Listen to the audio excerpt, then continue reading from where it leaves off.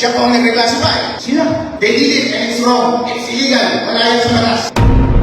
Saan nangyari yung reclassification? Sa probinsya ba o sa council ng Reina Mercedes? Not in the Council of Prayer Mercedes, Your Honor, because it was denied blankly by the chairman. So I went up to the Provincial Assessor's Office who actually issued the reclassification. Siya po ang nag-reclassify.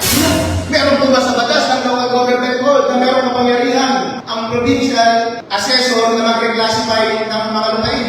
Meron. Meron po. Ano po?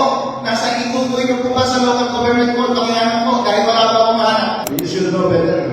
I know better. Wala po sa local government code. Kami kakayanan ang provincial assessor na mag-reclassify mula agriculture. Then there was the Provincial Assessor. So nagkamali po ang provincial. Kapag nakita po natin sa batas na wala kapangyarihan yung provincial assessor na mag-reclassify mula agriculture papuntang agro-industrial, nagkamali po yung provincial assessor. Tama po? I cannot say na nagkamali sila.